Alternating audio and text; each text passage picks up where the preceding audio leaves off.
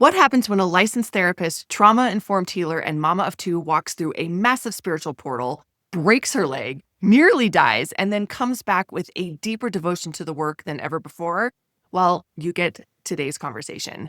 Meet Ashley Mahoney, a Massachusetts therapist whose path has taken her from community mental health to ketamine journeys, EMDR, and of course, psychedelic healing, all while navigating motherhood and deep personal unraveling and the kind of spiritual wake up calls that you don't exactly RSVP for. In this episode of the Motherboard interviews, we are talking about what it really means to do the work. When you're still in the thick of it as a mom, that means tantrums and trauma and takeout on the porch, all of the mess. We dive into motherhood as a mirror, as a healing practice, not a performance, and what happens when the universe hits pause hard. This isn't your typical mental health conversation. We're going to go there into somatics, martyrdom, microdosing, ancestral trauma, and the magic of saying yes when someone offers to buy you a damn coffee.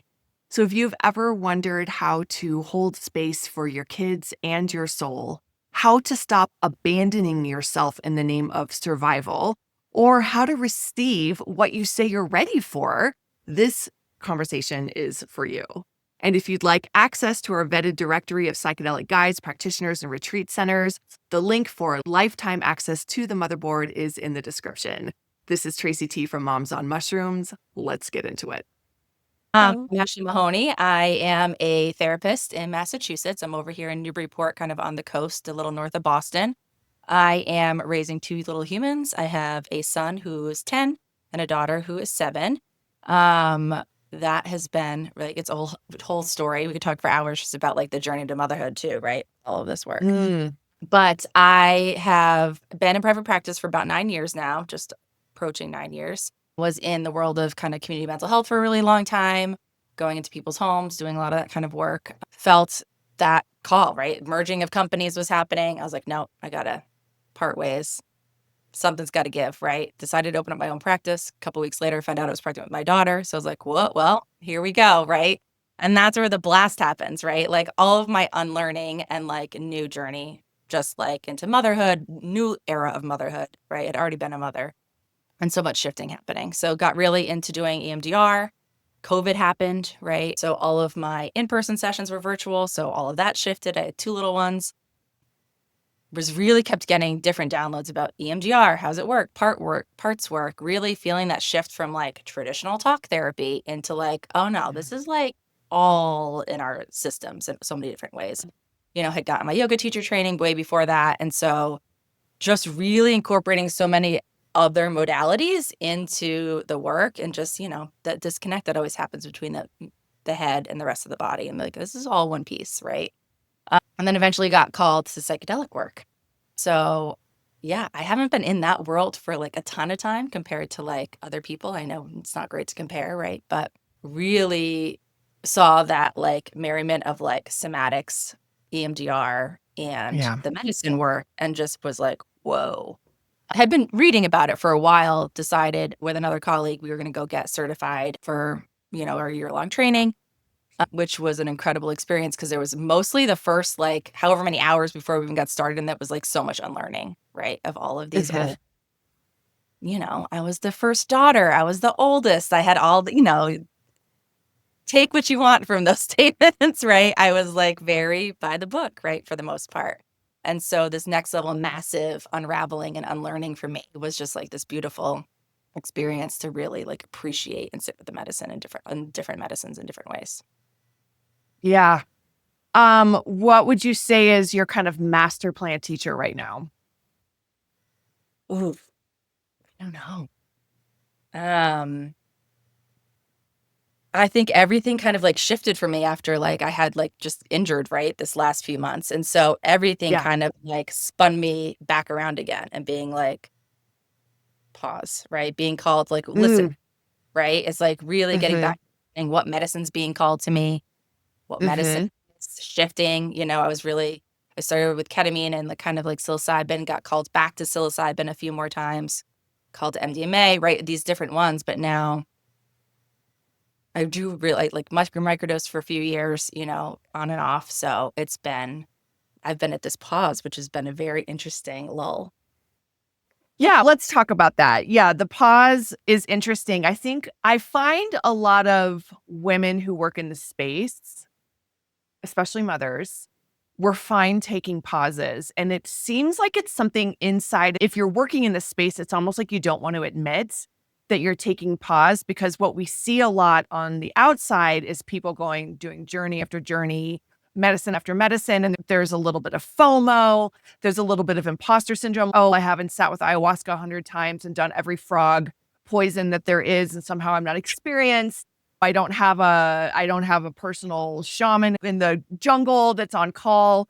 But what I find is that mothers and women in this space are like, yeah, actually, it's just not a good time for me.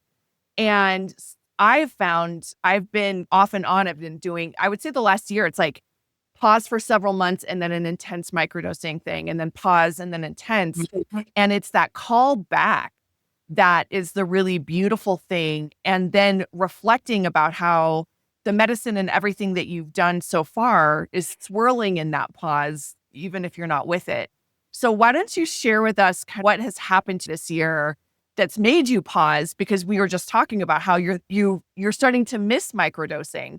And that's a beautiful thing too, to just know that it's the right time again. So catch us up. Yeah. So we were up in Vermont, my family and I, we were up skiing with family, doing our whole thing.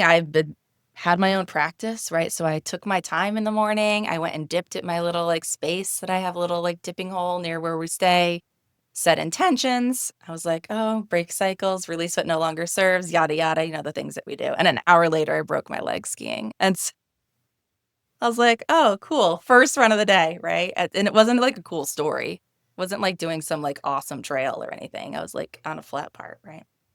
So anyway, spiral fractured my leg, got taken And down this is on on New Year's Day. This is on New New Year's Year's Eve. Day.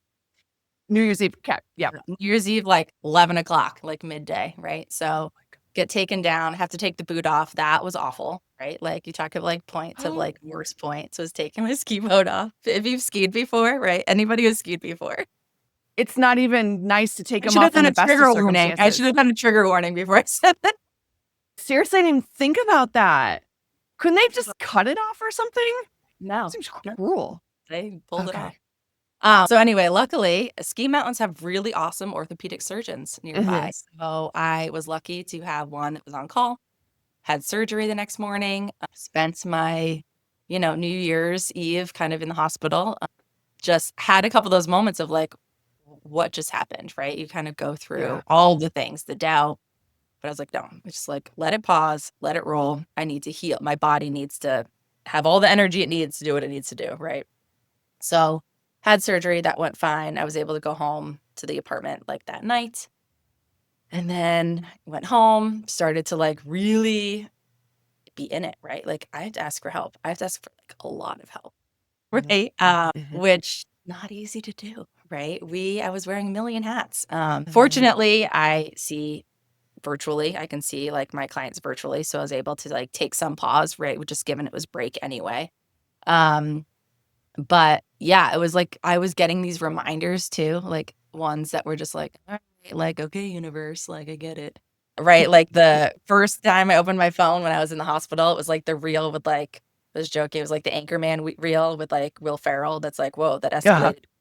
But it was like, yeah, it's a little too hard and your only choice is to free fall. Oh my gosh. Yeah. So I was like, oh, okay. So this is the first thing that pops up when I go on social media. And then my sister-in-law got my prescriptions for me and they were filled at 444. And that's always been my like number for my psychedelic journeys. That number has always been with me throughout my whole education Oh wow. space. It was the room I had in Boulder. Even like Oh it my was like gosh. wild, right? So I was like, all right, like I'm not gonna be that person, but I'm kind of like, okay. So you know, a lot of asking for help, right? Getting kids to have different activities. We were really fortunate to call in the village, right? If somebody asks, and I tell my clients this all the time, right? But it's like taking my own advice. Somebody's like, "Hey, I'm running. Do you want to grab? Do you want me to grab you a coffee? I'm going to the place right now." I would have been like, "No, it's fine." I'm like, "No, they asked." So when I They was like, asked. yes, they were like, "Yay, good for you!" Like you said yes, right? Because I always tell people, like, people aren't going to offer unless they want to help, right? And so just like Yeah. say yes, receive it. So hard to receive, right? So that was sitting in that, right, for a little bit. And then like 3 or 4 weeks later, I was sitting there, I started having really bad pain in my side. And I was like, what is that? I was like, is it like gas? Like, what is that? I was like, no, it's to the point where I couldn't breathe anymore. So I went to the ER. I ended up having full pulmonary embolism. So my lungs were completely full of blood clots.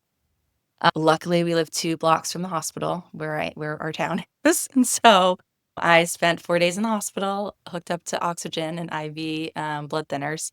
And so it was like, whoa, what's this next thing? I thought I was like asking for help. I thought, like, whoa, right? Like, what is this now? And so it was just another slowing down, right? Slow down. And so that was a much harder one. Like the leg was like, all right, I can do this. That was scary, right? That was much more pushed me Yeah. to getting that next level, right? Of whoa, that was close. And Mhm. so it was almost I learned a lot about blood clots. Like they don't just dissolve from the blood thinners, they take months to dissolve on their own. The blood thinners just allow the blood to go around the blood clots. So I didn't know that. Okay. I did not know that. No. So I still couldn't breathe for a few weeks after leaving the hospital. So I was like, I felt like I need to have a good cry, but I was like, I could barely yawn, let alone like have a good cry. It was wild, right? And And so you're in a cast at this point. Like you're yeah, in well, like a yeah, leg boot. cast. Yeah, so I have like a boot with like a rod in my leg. I'm like, I was supposed to start PT, so I'm just like, well, I'm just gonna sit here a little bit longer and see what else comes through, right? And really kind of come back to that space, right?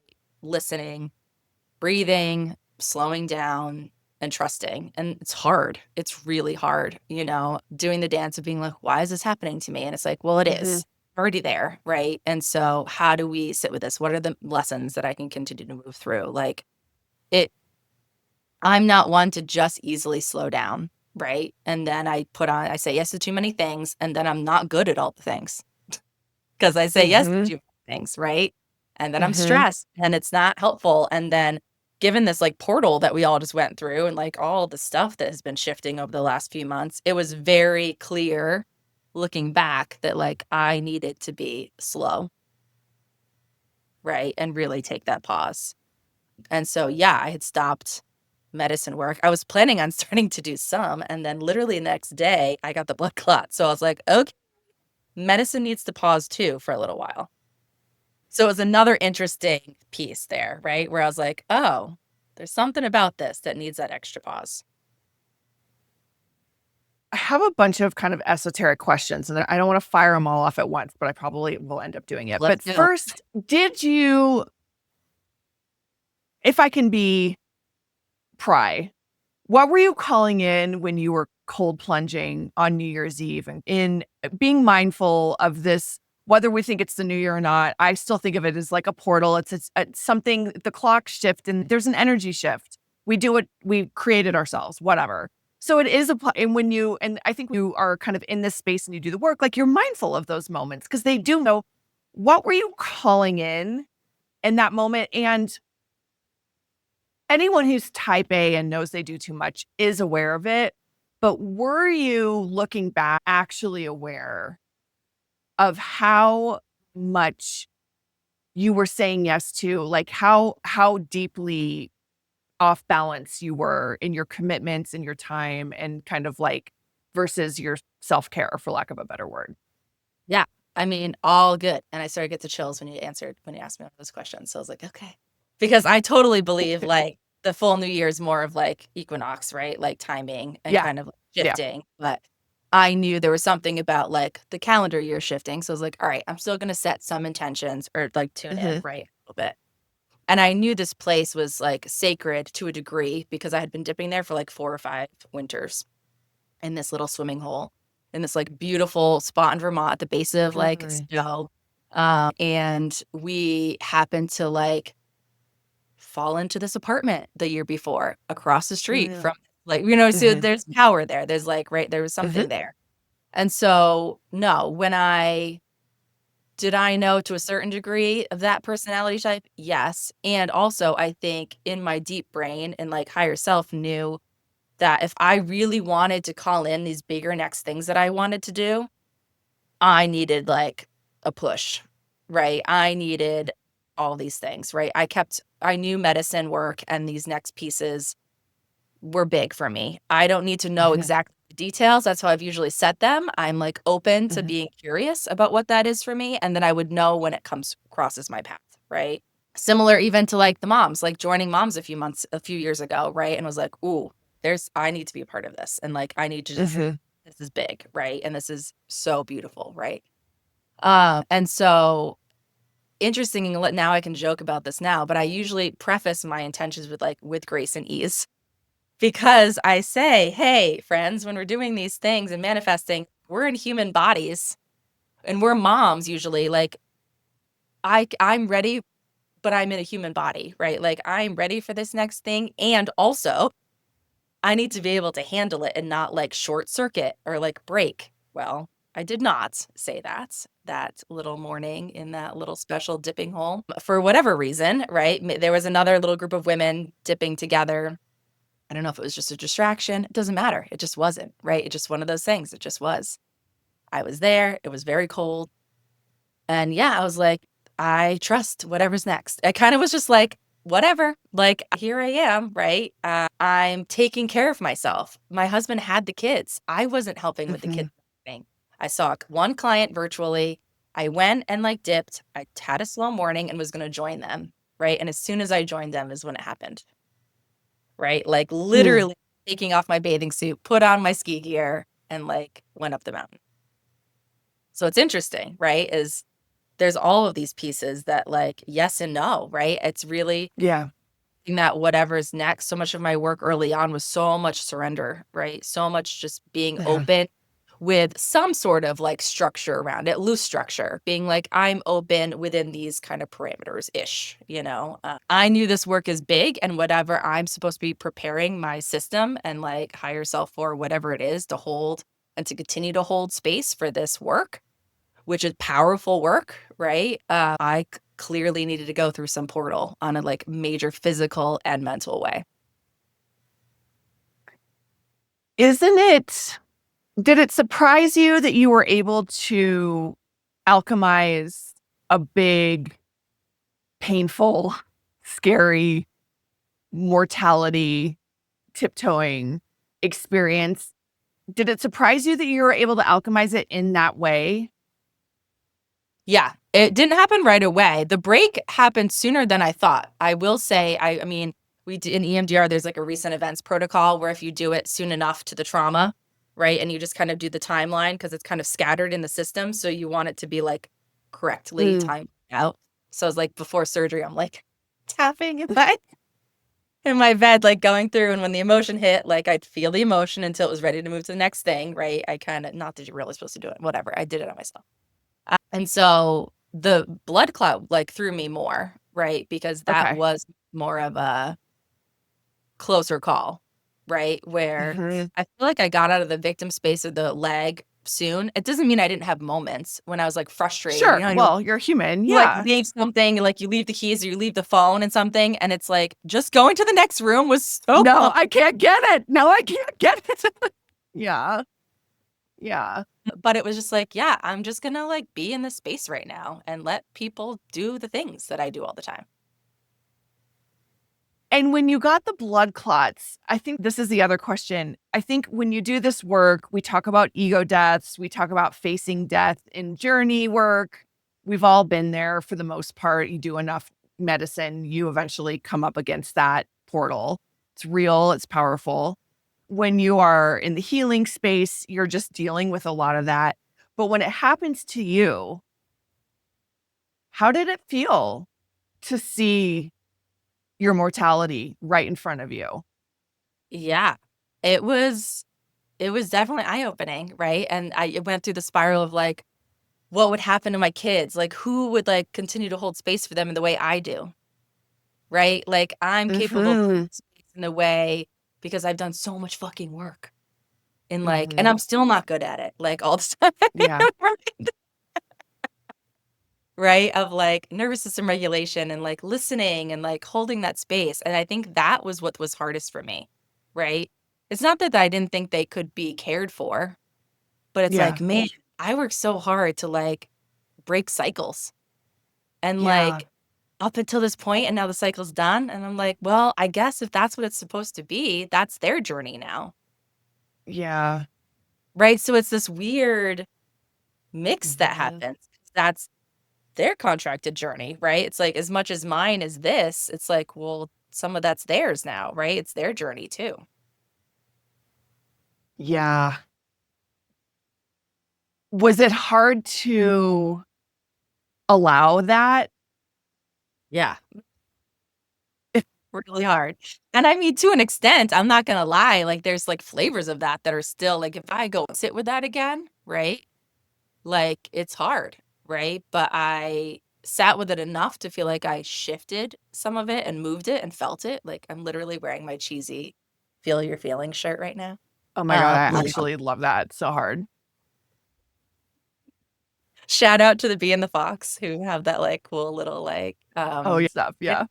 but it was like, yeah, like we can't move through stuff unless we sit with it, right? And it's connected to our core pain, our core wounding, and our belief systems and our narratives. And so it was it was interesting to see, I guess, as a good test of how much work I've moved through over the years, right? Not Mhm.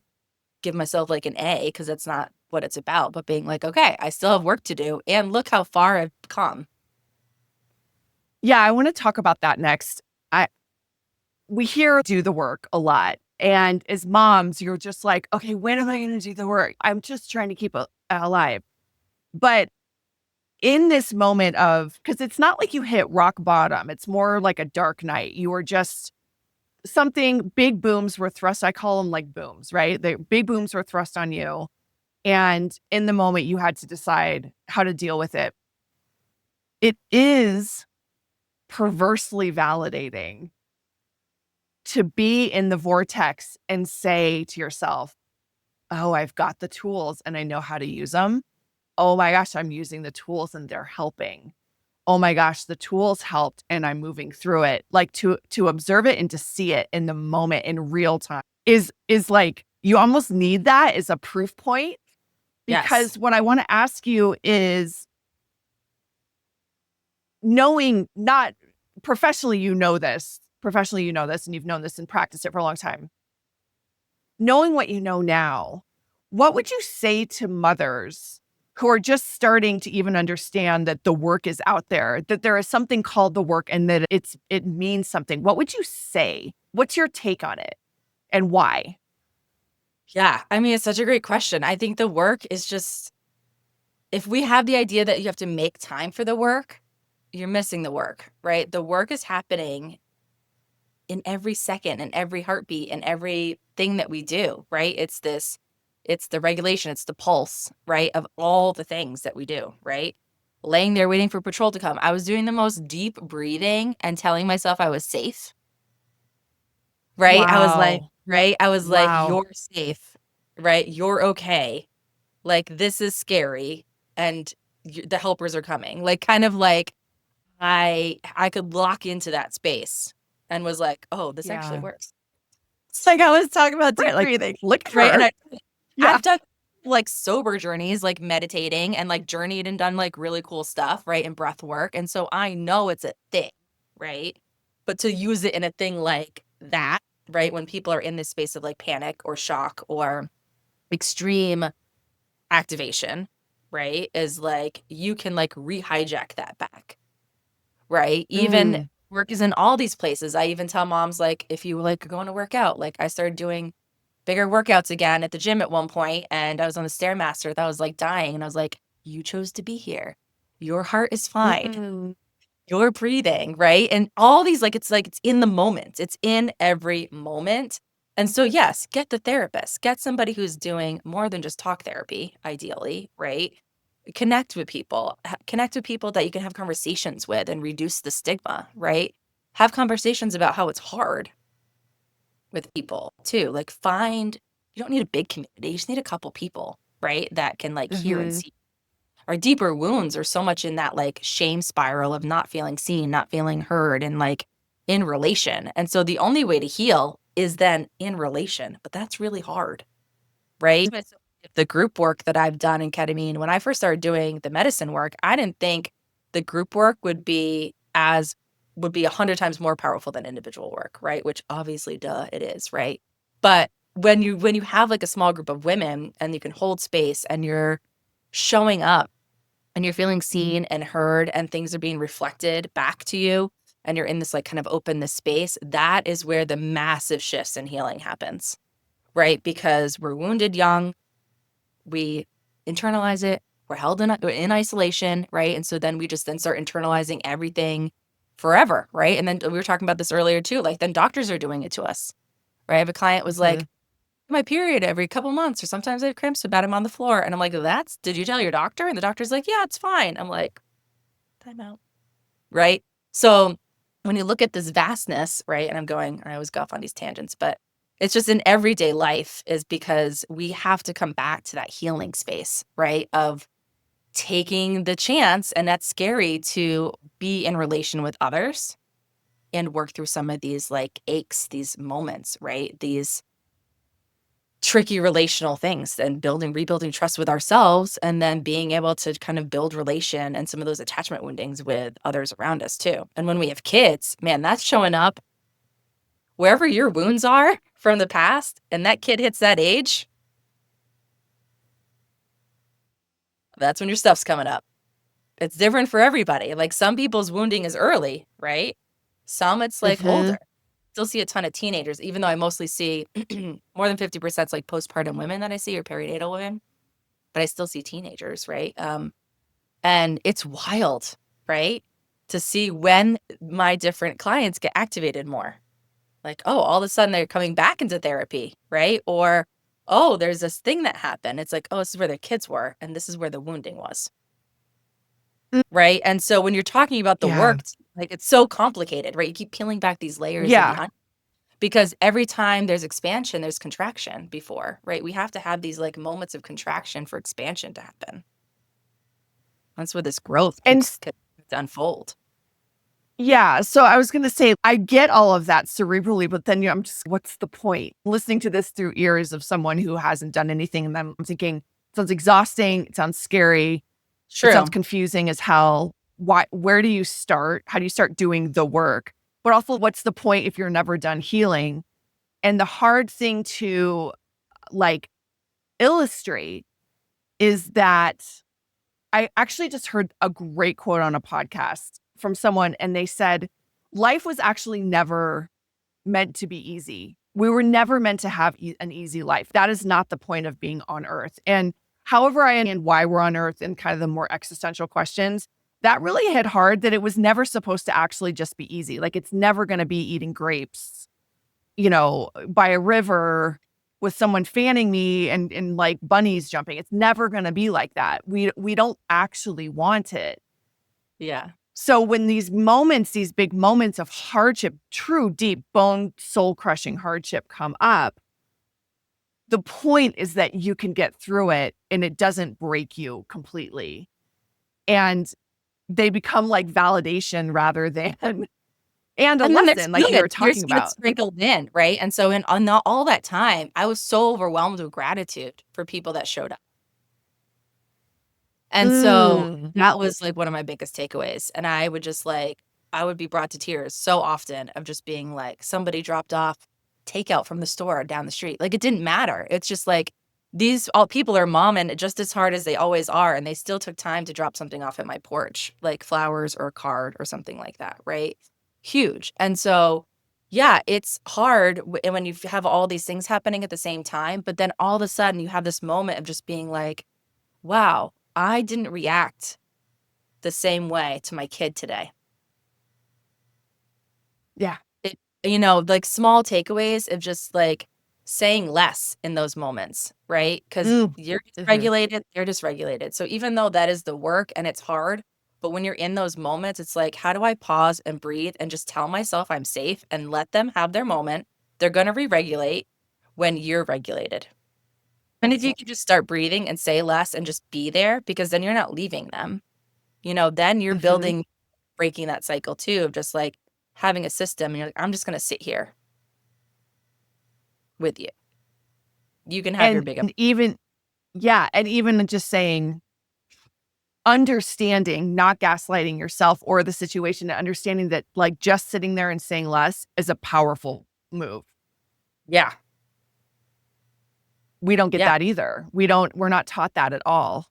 Mhm.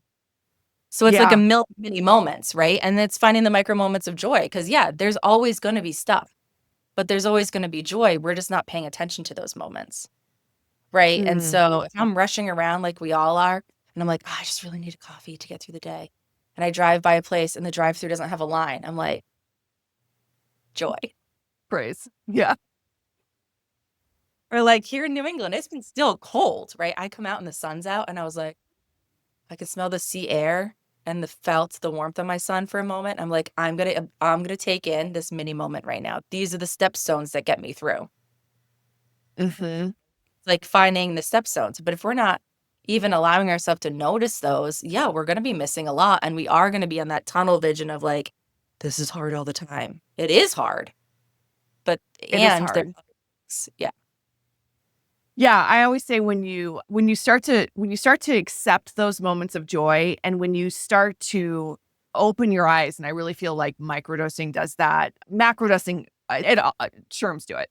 But you start to open your eyes and you really start to see the world around you and that there is no Garden of Eden. We are in Garden of Eden. And look at these miracles. And when you start to see it all, then you can't ignore that magic exists. And then it gets really fun because everything is magical. And then it just gets to be fun because you're just like, whoa, Right? that's insane. That bird looks like that and it just flew in front of me. That's insane. That's right. It's all magical and amazing. Hmm. What do you say to a mom who is in the thick of it right now and doesn't have the tools but maybe is listening to this and just saying, again, that sounds great, but I am in the middle of a divorce. I am grieving the death of a loved one. I am in the middle of addiction. How do I dig myself out? Where do you even start? And you have to believe that you're worthy of support. Okay. Like, you Mm. have to start with yourself, right? If you're not gonna be able to do all these things, and I'm not saying you, like, go get massages, like, sure, that's nice and all, but it's like, prioritize yourself and start in very small ways, like drinking enough water, right? Did you shower today? What are the things that give you that extra boost for you, that are good for you, right? And so, not minimizing them, they have to start small, and, like, it starts to kind of build up that motivation, right? It feels like Mhm. it's not enough, right? Finding somebody to talk to is huge, a huge start, right? And that can only have to be an hour a week, right? Like, I'm sure if you tracked how much time you're on your phone or doing other things, right, that you could come up with at least an hour a week, right? Same for like Mhm. showering, same for eating at least one good meal a day. Like, if you can focus on like one nutritious meal a day, drinking enough water, right? These feel like a million things, right? And there's all those reels making fun of it. It's like, I cold dipped and then I did my face and then I stared at the sun for 10 minutes when I woke, right? Sure, right? Like, but like, what Yeah. are the things In the that real world, yeah. in the real world that are your things that give you that extra little boost, right? And those are your first stepstones. You can build on that. But if you're not starting to build on some sort of stable foundation, it is going to constantly feel like the house of cards that keeps getting knocked over, right? Like, you have to Where did build sort of a sustainable foundation. yeah. Where does martyrdom play into that for mothers? Oof, that's a cycle breaking one, I'll tell you. I see that as Asking like for a a friend. yeah. I see that as a generational one too, right? I think so many of the generation before, a couple generations, like our mothers and generations, right? It's that like martyrdom, victim centering, guilt tripping, passive aggressive, kind of resentful space. You know, their needs weren't met, right? It's more when I do a lot of that work with clients, it's not about blame, it's about awareness, right? So we're not here to like point the Mm. fingers and be like, whatever, but it's like, okay, this is where the cycle came from. It didn't start there, obviously came before them too, right? But how do we Mhm. notice what that is, right? Is it really like you're not supported enough, right? Or are you not allowing yourself to be supported? Is it because it could be either, right? Too, right? Like maybe like Mhm. it's like that Mhm. whole idea of like, nobody helps me. I have to do this all on my own, or I have to do it. I'm the only one that can do it all, right? Yeah, to that deep spiral fast. But yeah, outsourcing, right? Ask if you're not a single parent and you have a partner that's helping you, they're a parent, not just like hanging Hmm. out for the ride too, like another kid, right? And yeah, they're going to do things differently. It's not going to be the same, but it's breaking that cycle because typically more of the partners of these generations are wanting to be more Hmm. involved partners anyway, right? I think our generations are really doing a lot of work and feeling like bearing a lot of burdens because we're in the in between. We're stopping this, like, oh no, why? I don't want to do this anymore. I want to do more of this thing, right? I don't want to have to be. I still want to do my stuff, my own stuff. I want to still like do stuff for me. I want to travel. I want to go do things still. I don't want to have to be like, well, I'm a mother now, so my life's over. I'm like, no, forget that, right? Like, how do You we? think so? I mean, we talk at Mom about being a woman who also happens to be a mother. And that's Yeah. very triggering statement for a lot of people. Mhm. Yeah. Do you And think so I feel women like that inner conflict that happens a lot for people what's the inner conflict? of that kind of like cross between, right? Me, who am I? I'm a mom now, but does that mean like I'm completely erased? Like, what are those things, right, that I enjoyed before, right? And so or maybe there's a pause for a little bit, but doesn't mean it's gone forever, right? We still can be these people. We can still be like, okay, I got through some of the like trenches for a little while of those early motherhood years. What are the things that I like to do again? Do I want to do those things again? Maybe, maybe not, right? Like, is there a new passion I want to get into, right? And like making time for that because it fuels me and I'm a better person. I'm a better mother, person, partner, friend, whatever hat I'm wearing, right? When I'm meeting those needs, even just for a little bit. It doesn't have to be hours a day. It can be like, 10, 15 minutes of just taking time for yourself. Do you think that there's a line that a mom can cross where she's thinking about herself? Do you think there is a level of self-sacrifice that you have to do when you're a mother and that it is because on the internet we have whatever you want to do is fine. You have to do what you want to do, what's best for you. And there's a deep narcissistic tone in there that's dangerous, I find. Yes, yes. And I also appreciate that you have to preach the extreme to get someone to even take a bath, for example. Yes. You have to preach that to just be like, I'm not going to do that and buy an apartment I stay in twice a month, but maybe I'll take a bath and lock the door. Do you think that there is a like line that's crossed that turns into selfishness? And how do we navigate and measure that, meeting I our think own it's needs and meeting the tricky. needs of others? Yeah, I think that it gets really tricky because it depends where some of our like initial wounding lies, right? And like what was modeled for us, what our nervous systems were programmed to, too, right? Because our systems are going to keep seeking out what's familiar, what feels Hmm. like what feels like home, even if it's not of highest and best for right for the greater good of us, right? So I think it's complicated. I think it really is dependent on the person. Yes, 100%. If you can't go too far, you're just like, obviously, there's going to be times where like your kid needs help something and you need to like do the thing, Hmm. right? But it's be able to have more flexibility, right? It's like, I think it's letting go of some rigidity and control around those things and surrendering that like, it may not be exactly how you want it to be every day, but is there a point in every day where you can take pause?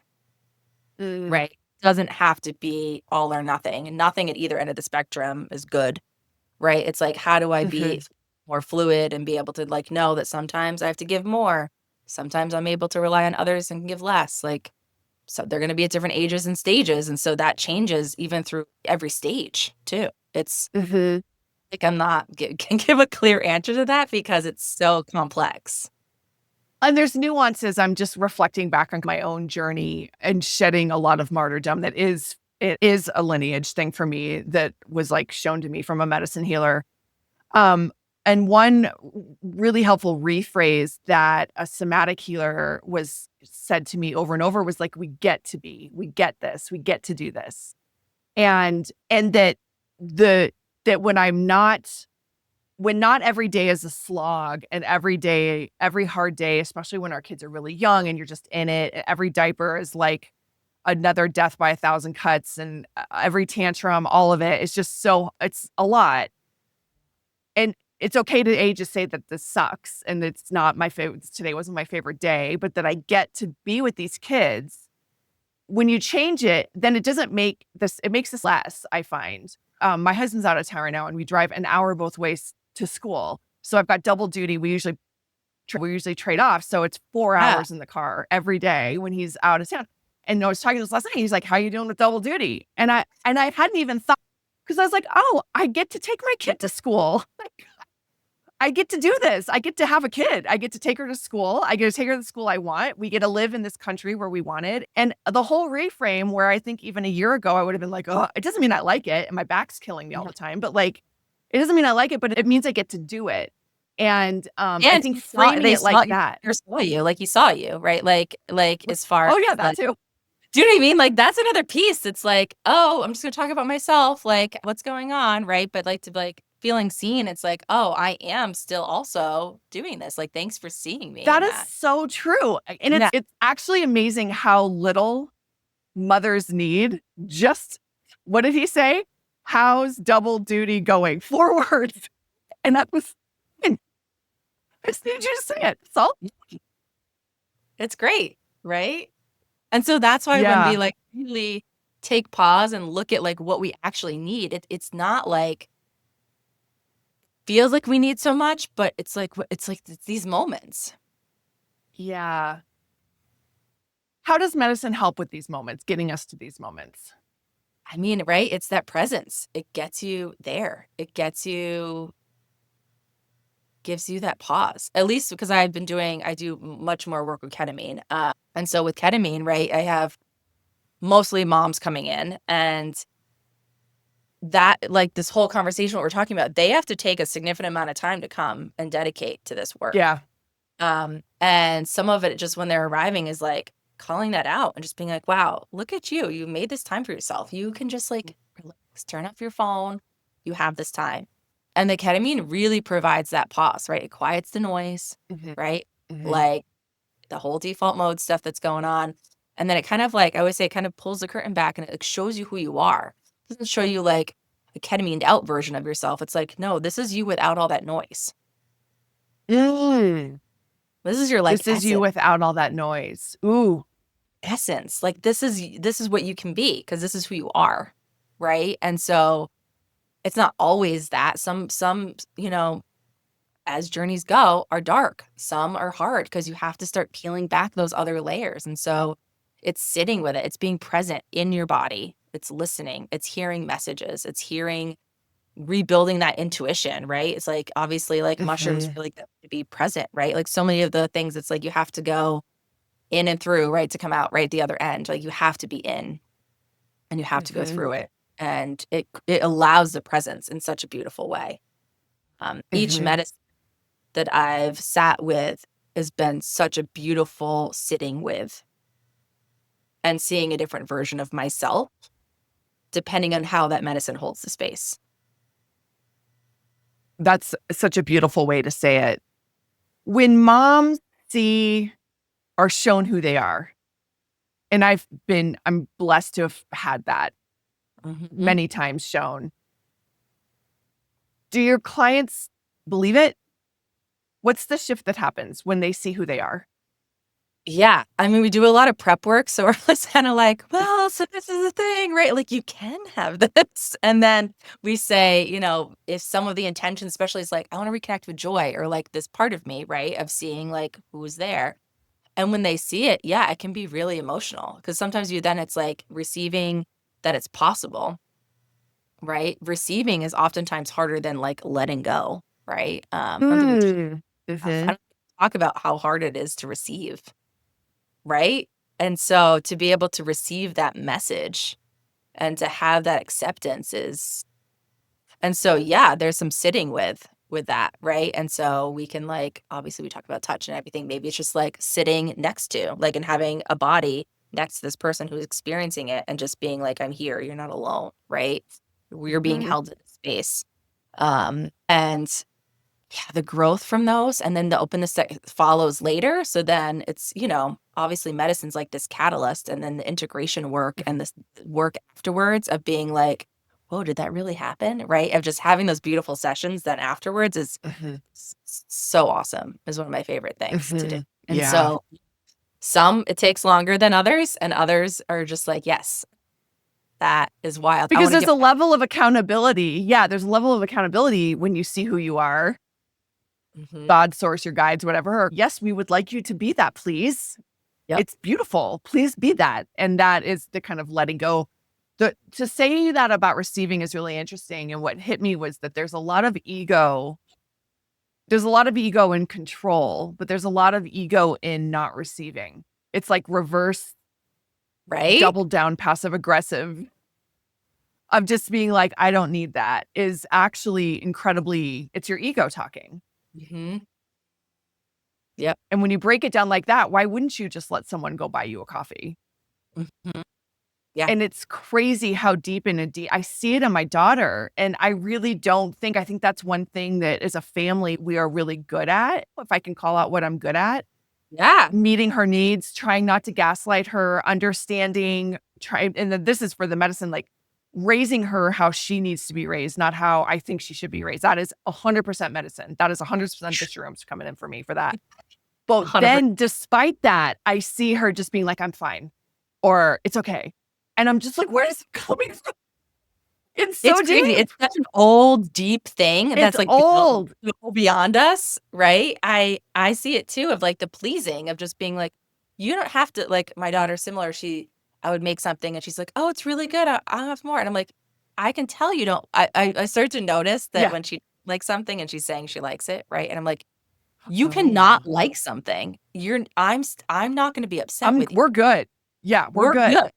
You're not gonna like everything I make for you or that you eat, but please tell me because it's like that classic thing, "I bought another pack, and now I'm mad that you didn't eat that because you said you loved it so much."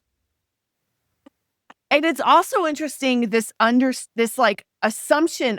It seems it's from women Mhm. that we also are supposed to like psychically understand each other. Hey, Yep, kid, mom actually is never going to know what you don't like if you don't say it. There's no emotion into it.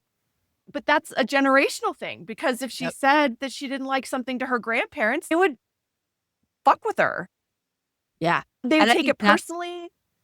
yeah, it's wild, and I think I talked to you about this, like, months ago when we first were chatting was, like, Yeah. this dance of fire with these girls, right? Of, like, not putting their fire out. Like, I so many of us have been brought to our embers and have had to Mm, reignite in many mm. ways. Right? And so it's this dance where we see it and we're trying not to put their fire out because we're doing our own work, but we are constantly trying not to get burned at the same time. And it is, I'm getting burns, like it's like tough, right? And so my husband was just like look at me and shake his head and he's like, well, this is what you wanted. And I was like, it is, because this is the version of me that wasn't right? And it's like, it's still hard, and she's still her, right? But, like, what I see is, like, this potential, and it's really hard to keep holding it without it's constant. Without extinguishing it and putting it down. Yeah, that's a tough one. But also, and then also relighting it when she just shows me her embers. I feel Right? like she doesn't she knows her fire more than I did. Yep. For sure. Okay, great. But then there's just some times where I'm just like, do you live here?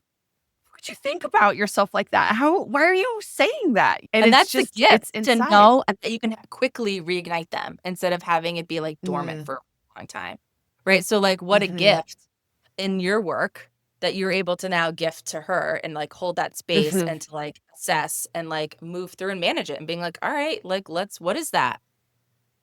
Right? hmm Let's figure this out. Let's, like, you believe this about yourself, right? Like you see those flavors. I see it with her too. And I'm like, what is that? Right. And then one day she comes home and she's like, so my friends are witches. And I was like, oh, so you have a little coven. She's like, yeah, mom.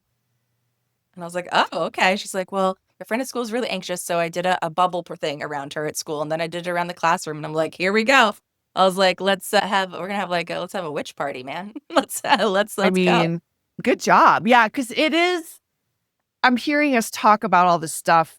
And I think the frustrating thing is there's like this line in the sand, let's just say in like the Western world, where maybe the line is everyone knows it's an issue, self-worth, okay? Martyrdom even. But on this side, they're saying, let's just talk about it. And on this side, we're like, we need to build a fire, take some MDMA or whatever, Yep. beat a drum. And there's an actual ritual that needs to happen to clear it.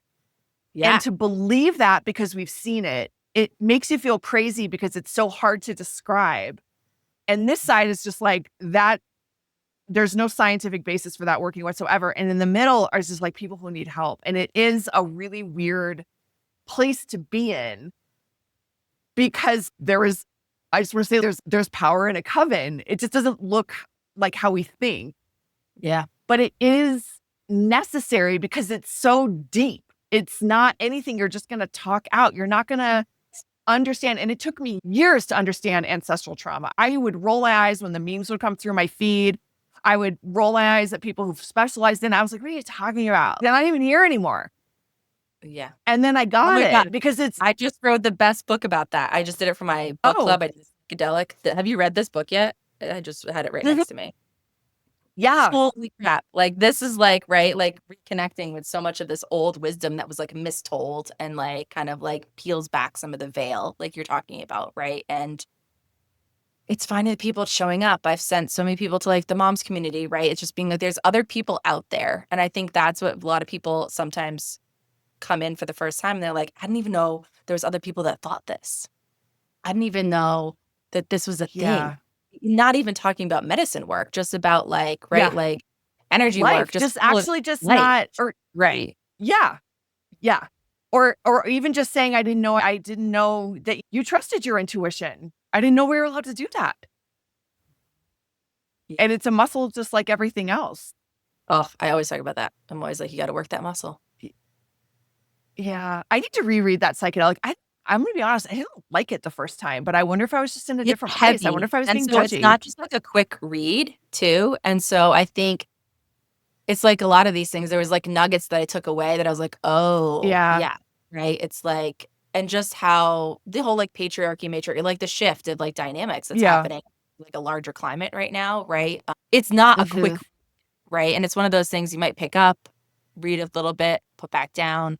But I think all of a sudden I was just reading call to it. I was like, I'm going to do a book club for psychedelic curious women. And I was like, where do I start? mm. I was like, because there's a ton of books out there that you could start with, right? But this Yeah, book, that's so funny. like, I'm and I'm yeah, and I'm really getting this is like another corner turned in my own work, but I'm starting to get really irritated with books about psychedelics that aren't written by women. I don't really want to read them because it is such a unique experience to be a woman and work in the space, just like it's a unique experience to be a woman who's a mother who works with this medicine. And the it's not that I'm not grateful, blah, blah, blah. I'm just finding in this space where I'm in now, huh? nothing even vibrationally is resonant. The words just land flat on a page. I'm like, you don't Yo, even write the fucking know book. what you're talking That about. means write the book. Write the book, Tracy. Really? It would just be go through Right. the book. Move through that first, and then the next thing will come through. Oh my gosh. Yeah. No, I mean, there's just potency. It's just different. It's just different. It's okay. No, It's but not the that's why same. we're not supposed to read any of these books, right? So there's another one too. I think I started reading Swimming in the Sacred, but I haven't gotten much into that one either. So I just started. I loved that one. Yeah. Yeah. I really loved and Talking appreciated that one. female, right? Like the like piece. It's like, okay. Well, and it was just so gentle in the deep wisdom, that book that she covered, the people that she interviewed.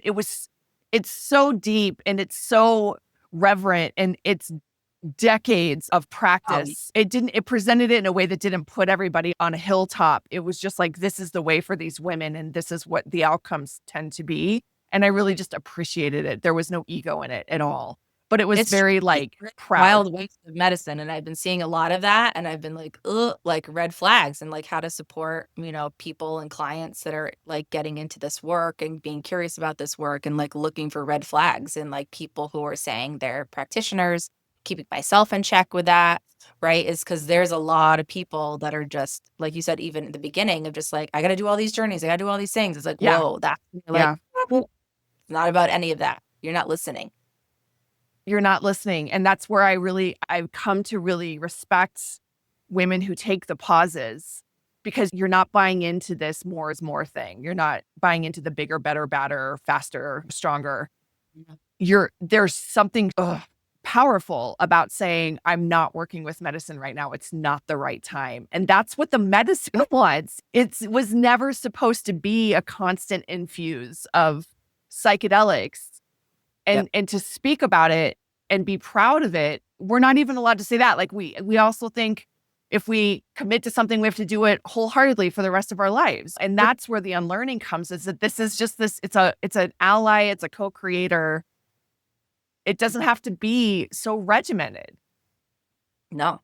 Like, yeah, it's like I was saying earlier too, right? Like I started just with ketamine in the program or whatever, and just recently I'm like, oh, it's weird. I'm getting a call back to like sitting with ketamine again a little bit. Something there, And then right? you just, yeah, there's something there. And then you just do it, and there's no judgment either way. You just do it, and it all tends to work out in the way it's supposed to. I could talk about this stuff, whatever, forever, obviously. Yeah. Yeah. I'm like, we're gonna wrap this section now. Ashley, thank you. Thank you for your work. Tell everyone where they can find you and what you're offering right now with you and Yeah, your boot. I'm still doing medicine for people. You can Yeah. find me at arise.wellness on Instagram, and arisewellness.org is my website. And I'm mostly doing primarily ketamine journeys, groups, and individual work here in Newburyport, and also been doing a lot of psychedelic work, which I could talk about forever too. Is just like another beautiful sitting with and opening has been doing a lot of psychedelic work, which is really cool, of like lower dose ketamine and doing some like somatic work with that. It's been really beautiful too. Mhm. Yeah. The somatic piece is big. Mhm. It's big, and it's just bubbling up. I don't think we're prepared for understanding what's in our bodies, but Right. it's coming. Yeah, for sure. It's coming. It's gonna kick all our butts, but in a good way. Yep. Thank you so much. I'm so grateful for you and your work. I'm so glad you're okay, and Yeah. we'll talk soon. Yes. Thank you so much. Take care.